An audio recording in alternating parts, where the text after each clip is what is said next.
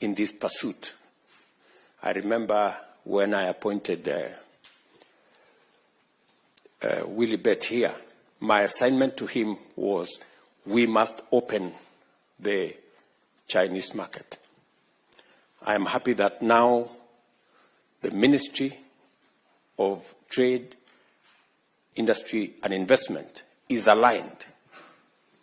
And I came here with Lee Kenyans, CS responsible, and his assignment is clear, that by the end of this year, we must have a preferential trade agreement between Kenya and China that will give us market access for our products. In fact, immediately we sign the framework agreement tomorrow, Lee Kenyans and team might remain behind to make sure that they progress the conversation towards a preferential trade agreement shortly. And so I am very happy to be in this great city, and I want to congratulate all of you,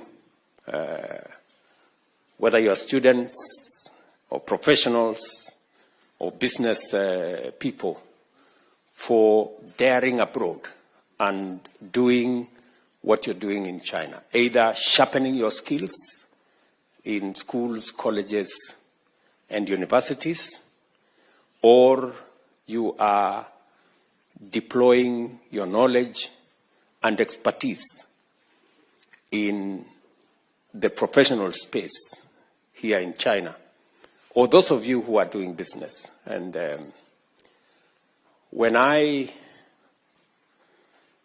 ran for president, I did commit that I will have a diaspora department that will, whose business it will be to manage the affairs of Kenyans in diaspora, to respond to their issues, and to serve them so that we can better leverage on the expertise, the knowledge, the efforts of people in diaspora to drive the development of our country. I'm very happy with what Roslyn Jogu, my PS for Diaspora Affairs, working under PCS here, and him and his team with Isaiah here, and all the other members of that team will continuously work with the embassy staff to see to it that Kenyans in the diaspora are served as best as we can, just the same way we work for the rest of Kenyans at home. Finally, I am sure you are following on developments back home in terms of the implementation of our program and our plan. Just so that you know, our housing program is underway. We have close to 150,000 houses being built around Kenya. Majority of them will be ready this year. In fact, I will be handing over keys to the first 4,000 units next month, and it will be continuous. You now have an opportunity working in the diaspora to buy some of those housing units. You do not have to depend on your family members or your friends, who I am told occasionally run away with your money. You will now have a place to buy a house without any hassle. And the ministry responsible for housing will let you know how you can book for a unit online. You don't need to know anybody. You don't need any brokers. You don't need to see anybody. You can book a unit online. And somebody is going to tell you exactly how that is done shortly. To also tell you that I did commit that we are going to have a different savings culture. As you are aware, since independence, we have been paying a very small fraction for our social security. In fact, up to 2 years ago, we were paying 200 shillings for everybody to National Social Security Fund. And in 60 years, we only managed to save 320 billion shillings. In fact, we have a smaller social security, smaller than Tanzania and smaller than Uganda, yet we have a bigger economy. But I made the decision that we are going to change the regulations and the law governing savings in Kenya. Why? Because investment is a function of savings. You cannot invest if you don't have any savings. You have nothing to invest. And just for your information, China, savings in China is 55% of their GDP. In Kenya, we were at 8%, maybe 9%, maybe 10%. It is my intention to push savings as a percentage of GDP to between 25 and 30%. That is where a majority of countries are. And because of the changes we have made, the good news is that while we collected or saved 320 billion shillings for 60 years, in 2 years, we have doubled our savings, just in 2 years. By the end of this year, we will have 650 billion shillings saved because of the changes we have made. And by 2027, we will have 1 trillion saved.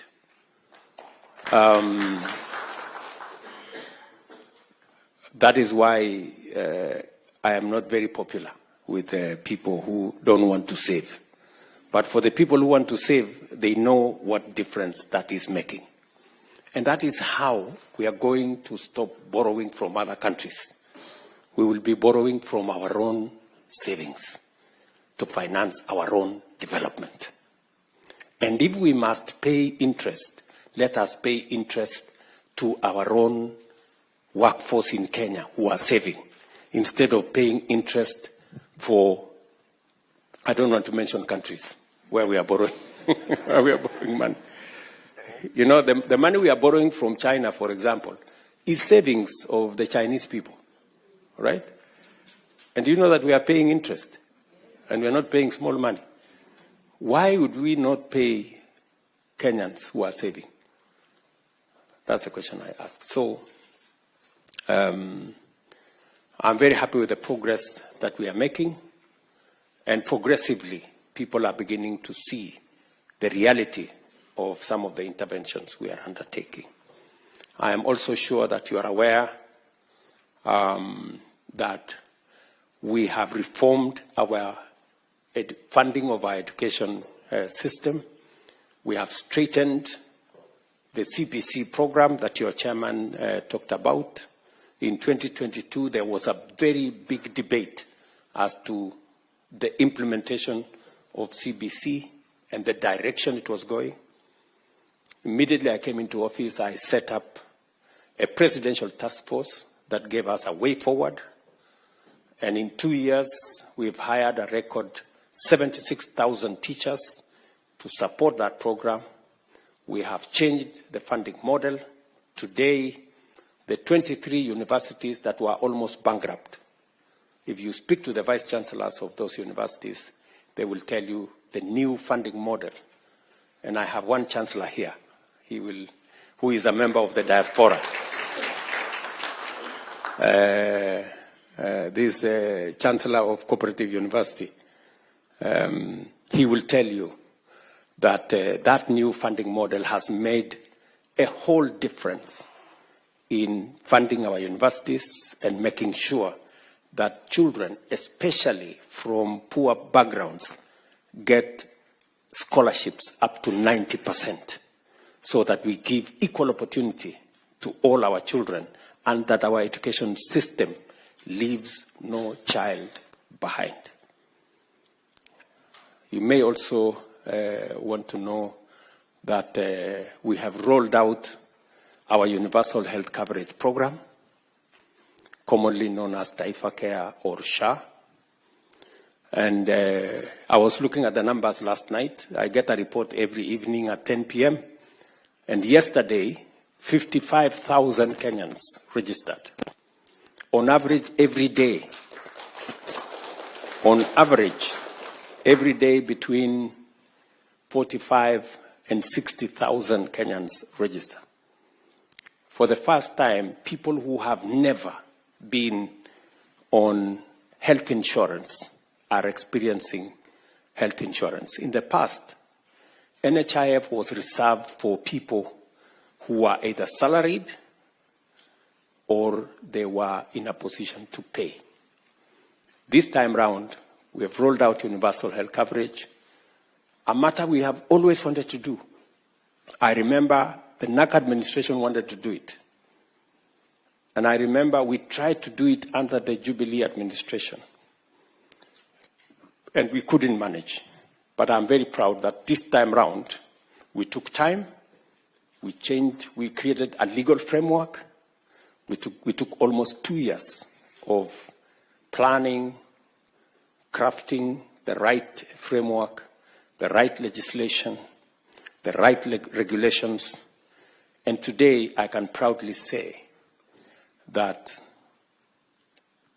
as opposed to NHIF, which had 7 million people registered, we now have 21 million Kenyans registered under SHA.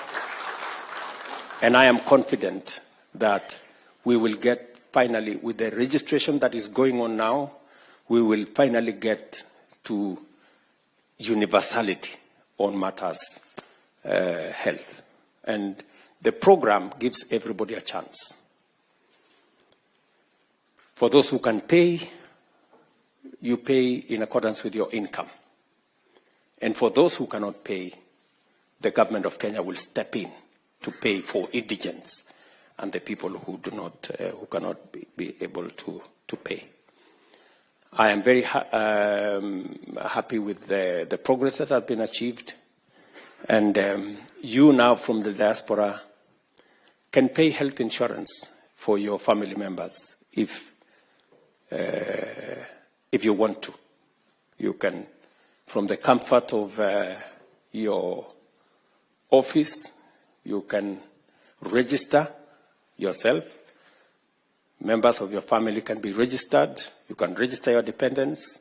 You can pay for them online, and you don't have to go to any office.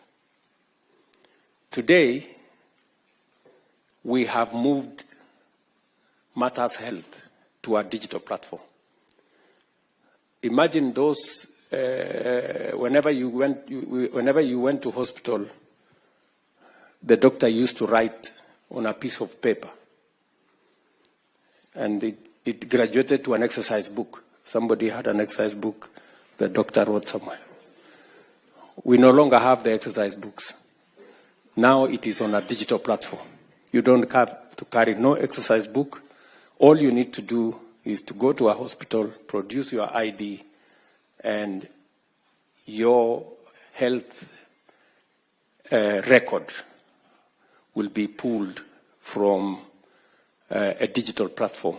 And the doctor will know which hospital you have gone to, what medicine you have been given, what is your health history, and they can take it up from there. We have also eliminated, using that digital platform, many quack doctors, fake hospitals, and many other fraudulent activities that informed our health infrastructure before. Because now it is not possible to treat anybody unless they are identified. There were incidences, for example, where one person was amputated 10 times in the old system because there was no health record and it was easy to fraudulently make claims to NHIF. That is not possible anymore because once you are identified that you are amputated twice, the system will not agree for you to be amputated again because they will know that your limbs are finished. So we also had incidences of very small hospitals which were performing very many surgeries. That again has been brought under control. Unfortunately, there will be some casualties. There are many hospitals, private facilities that will close down. Why? Because they were built on fake claims, which are no longer available. So we can only pay under this system for a service that has been provided. It is not possible anymore to make any fake claims. And so we are making steady progress, and I am confident with the transformation that Kenya is going through. Let me finalize by saying we are transforming our agricultural sector. You remember in 2022, we had many people in the streets of Nairobi with sufurias on top of their heads because unga was 240 shillings, that kind of thing. We have since reorganized that space and working with farmers with clarity of intervention, making sure that we don't subsidize consumption, as I said, but instead we support production. The reason why today the prices of unga have significantly come down from 230, now we are talking of 130, 140 shillings. Sometimes it comes down to 100, and I'm very happy with the progress that we have achieved in that space. Today, if you ask, because of the reform we have carried out in the agricultural sector, milk that was retailing at 35, 38 shillings, we now have standardized milk prices at 50 shillings to the farmer. Coffee that was selling at 50 shillings a kilo, if you check from your members of your families, this year we had the best prices of coffee because we supported farmers with fertilizer, and we have removed cartels, people who were farmers, brokers, millers, and buyers at the same time. And they significantly undermined the whole coffee sector. Today, coffee that was retailing at 50 shillings, 60 shillings a kilo, on average, is 110 to 140 shillings a kilo. And if any one of you is a coffee farmer, you will bear me witness. This year, last year again, we made huge progress with our tea.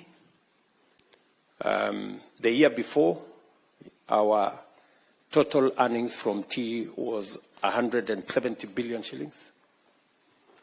Last year, it moved all the way to 215 billion, the highest in Kenya's history. Again, because of favorable weather and because of the investments we made in promoting production of our tea sector. We have just concluded, for those of you who come from the sugar belt, the notorious sugar problem that has been with us for 30, 40 years. We've just concluded the reform of that sector. And for those of you who follow Kenyan news, the cartel in that sector was so vicious that I had to tell them, mambo ni matatu.